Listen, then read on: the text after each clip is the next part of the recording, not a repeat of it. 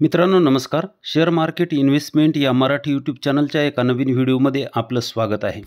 मित्रांनो, मार्केटमध्ये जर आपल्याला सफल गुंतवणूकदार बनायचं असेल तर आपण जी रक्कम मार्केटमध्ये गुंतवत आहोत ती रक्कम ही विभागून गुंतवली पाहिजे. म्हणजे काय तर आपली गुंतवणूक ही वेगवेगळ्या क्षेत्रात असली पाहिजे. जसं की लार्ज कॅप आहे, त्याच्यानंतर मिड कॅप आहे, त्याच्यानंतर स्मॉल कॅप आहे आणि त्याच्यानंतर मायक्रो कॅप आहे. तर अशा लार्ज कॅपमध्ये, मिड कॅपमध्ये, स्मॉल कॅपमध्ये आणि मायक्रो कॅपमध्ये आपण गुंतवणूक ही केली पाहिजे.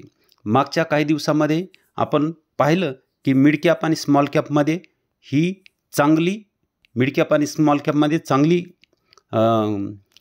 पडझड आपण पाहिली. तर ही पडझड पाहता आपल्याला लक्षात येईल की जर आपण ह्याच्यातच जर गुंतवणूक केली असती तर आपला पोर्टफोलिओ खूपच रेडमध्ये गेलेला असता. मग आपण टिकलो नसतो. अशीच जर पडझड अजून एक 10-15 दिवस जर निवडणुकीपर्यंत जर झाली तर आपण मग टिकणार नाहीत. म्हणून ही वेगवेगळ्या क्षेत्रामध्ये आपण गुंतवणूक केली पाहिजे. जसं large cap, mid cap, small cap आणि मायक्रो कॅप. ह्या मग गुंतवणूक करत असताना हेही लक्षात ठेवलं पाहिजे की ह्या क्षेत्रामधल्या ज्या कंपन्या आहेत त्याही वेगवेगळ्या क्षेत्रातल्या असल्या पाहिजे. जसं की पेंट क्षेत्र आहे, जसं की फायनान्स क्षेत्र आहे, जसं की अजून IT क्षेत्र आहे, केमिकल क्षेत्र आहे. अशा वेगवेगळ्या क्षेत्रामधल्या आपण कंपन्या ह्या घेतल्या पाहिजेत. तर आपण आपला पोर्टफोलिओ चांगला बिल्डअप केला असं म्हणता येईल. आणि असा पोर्टफोलिओ असेल तर भविष्यामध्ये आपल्याला चांगले रिटर्न हे मिळू शकतात. म्हणजे एकच गोष्ट हे लक्षात ठेवा की आपण जितक्या कमी चुका करू तितका आपण जास्त रिटर्न आपल्याला भविष्यामध्ये मिळू शकते. कारण चुका करून शिकण्यापेक्षा जर काही लोक जे ह्या क्षेत्रामध्ये मोठे झालेले आहेत तर ह्या क्षेत्रातील मोठी मंडळी आहे, त्यांनी कसा पोर्टफोलिओ बनवला, ते कसे मोठे झाले, त्यांनी पैसा कसा बनवला, तर हे आपल्याला त्यांच्या अनुभवानं जर शिकलं आपण तर आपण लवकर करोडपती लखपती होऊ शकतो. तर त्यांचे असेच अनुभव आहे की पोर्टफोलिओ हा विभागलेला पाहिजे. वेगवेगळ्या क्षेत्रातल्या कंपन्या घेतल्या पाहिजेत आणि त्या कंपन्यामध्ये आपण त्याचप्रमाणे गुंतवणूक केली पाहिजे की लार्ज कॅपमध्ये लार्ज गुंतवणूक, स्मॉल कॅपमध्ये स्मॉल, मिड कॅपमध्ये मिड गुंतवणूक आणि मायक्रो कॅपमध्ये अगदी छोटीशी गुंतवणूक ही असली पाहिजे. तर आपला पोर्टफोलिओ हा चांगला बनला असं आपण म्हणू शकतो. आपण वारंवार हे सांगतच असतो आणि ह्या पद्धतीनं आपण बनवला पोर्टफोलिओ तर आपण भविष्यामध्ये चांगली रक्कम मार्केटमधून मिळवू शकतो. आजचं मार्केट बघूया. आजचं मार्केट जर पाहिलं तर जवळपास फ्लॅट क्लोजिंग आपल्याला पाहायला मिळेल. BSE सेन्सेक्स 104 अंकानं वाढलेलं 0.14%, निफ्टी 50 0.15% वाढलेला आहे 32 अंकानं आणि निफ्टी बँक आणि थोडी निफ्टी मिड कॅप थोडं मायनस आपल्याला झालेलं इथं पाहायला मिळत आहे. तरी आज गुंतवणूकदारांनी 38,000 करोडची कमाई केलेली आपल्याला इथं पाहायला मिळते. आज आपण ज्या कंपन्या बघणार आहोत तर त्याही कंपन्या स्मॉल कॅप आहेत, मायक्रो कॅप आहेत आणि लार्ज कॅप आहे.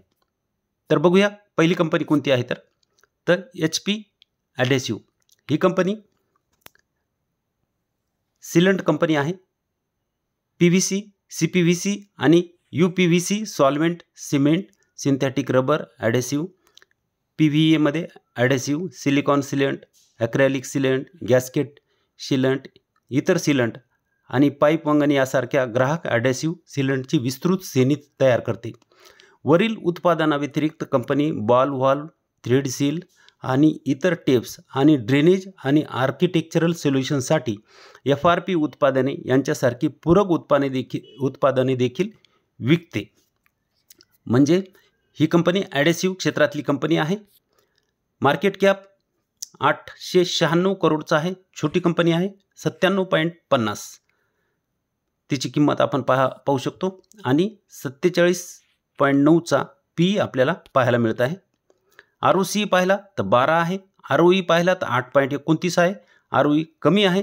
फेस व्हॅल्यू 2ची आपल्याला पाहायला मिळत आहे. EPS जर पाहिले तर EPS बघा, EPS हे वाढलेले आपल्याला इथं दिसत आहेत. PE जर पाहिला तर PE तिचा मिडियन PEच्या खाली आपल्याला इथं मिळत आहे. म्हणजे कंपनी आपल्याला अंडर व्हॅल्यूड मिळत आहे आणि ह्याबरोबर ही कंपनी आपल्याला डेप्ट फ्री म्हणजे कर्जमुक्त असलेली पाहायला मिळते. सेल्स जर पाहिले तर 2020 पासूनचे सेल्स 85 करोड होते, त्याच्यानंतर 118 करोड 2021ला, 2022ला 165, 233 आणि आता 3 क्वार्टरचे 235 करोडचे सेल्स आपल्याला इथं पाहायला मिळत आहेत. नेट प्रॉफिट -5 करोड होतं, नंतर 10 करोड, 6 करोड, 11 करोड, आता 19 करोड झालेला आहे. पुढे बघू. सेल्स ग्रोथ, प्रॉफिट ग्रोथ जर पाहिली तर चांगली आहे. इथं आपल्याला नवीन लिस्ट झालेली कंपनी आहे, तर इथं आपल्याला चांगले रिटर्न ही कंपनी देऊ शकते. प्रमोटर होल्डिंग पाहिली तर 71.35 2021 पासून आता 2023 पर्यंत 71.35 ही प्रमोटरची होल्डिंग आपल्याला इथं कंटिन्यू असलेली आपल्याला इथं पाहायला मिळत आहे. आणि DIS जर पाहिलं तर 3.72, FII 0.71 आहे आणि पब्लिक 24.22 असलेली आपल्याला पाहायला मिळत आहे. चार्ट बघू शकता. चार्ट जर बघितला तर कंपनी सध्या सपोर्टवर आहे. हा तिला रेजिस्टन्स होता, तोच आता सपोर्टचं इथं काम करत आहे. सध्या सपोर्टवर आहे असं म्हणायला हरकत नाही. पुढे जर ती खाली आली तर 80ला येऊ शकते. त्यामुळे हाही सपोर्ट तुम्ही ध्यानात ठेवा. 80चा सपोर्ट ती घेऊ शकते. तिथून खाली जर मिळाली 70ला तर अजून चांगलं आहे. तर हे 2-3 सपोर्ट तुम्ही ध्यानात ठेवा. आणि कंपनी तुमच्याकडे नसेल तर छोटी कंपनी आहे, छोटी गुंतवणूक करायला हरकत नाही. त्याच्यानंतर सोना BLW ही कंपनी प्रिसिजन फोर्जिंग्स ही भारतातील ऑटोमॅटिव्ह तंत्रज्ञान कंपनी आहे. कंपनी इंजिनियर्ड ऑटोमॅटिव्ह सिस्टीम आणि घटक जसे की डिफरेन्शियल असेंब्ली, गिअर्स, पारंपरिक आणि micro hybrid Motors, BSG system आणि सर्व वाहन श्रेणीमध्ये EV ट्रॅक्शन मोटर डिझाईन, उत्पादन आणि पुरवण्यात गुंतवले आहे. म्हणजे EV क्षेत्रामध्ये ही चांगलं काम आपल्याला पुढं केलेली दिसून येऊ शकते. मार्केट कॅप जर पाहिलं तर 38,900 करोडचं मार्केट कॅप आहे. करंट प्राईस 662 चालू आहे. पी जर पाहिला तर 78चा पी आपल्याला पाहायला मिळत आहे. ROCE 22 व ROE 18.3, फेस व्हॅल्यू 10ची आपल्याला पाहायला मिळत आहे. भविष्यामध्ये स्टॉक स्प्लिट होऊ शकतो. EPS जर पाहिले तर चांगले कंपनीने EPS वाढवलेले आहेत.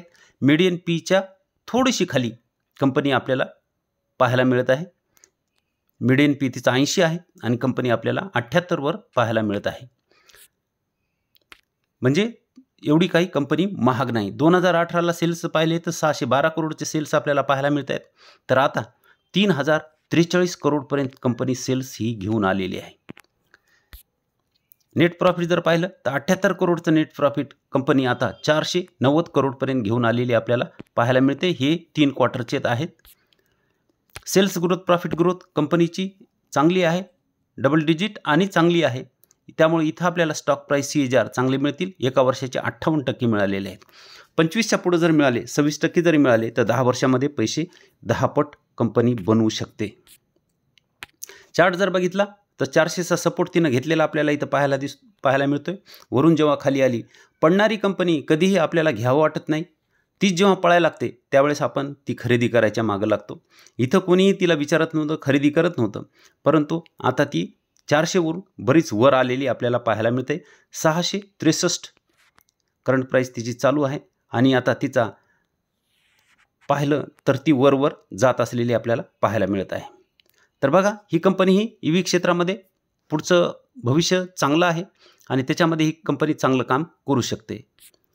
त्याच्यानंतर सॅक्सॉफ्ट IT क्षेत्रातली ही कंपनी USA आणि UK मध्ये मध्यस्तरीय कंपन्यांना व्यावसायिक बुद्धिमत्ता आणि माहिती व्यवस्थापन उपाय प्रदान करण्यात गुंतलेली आहे.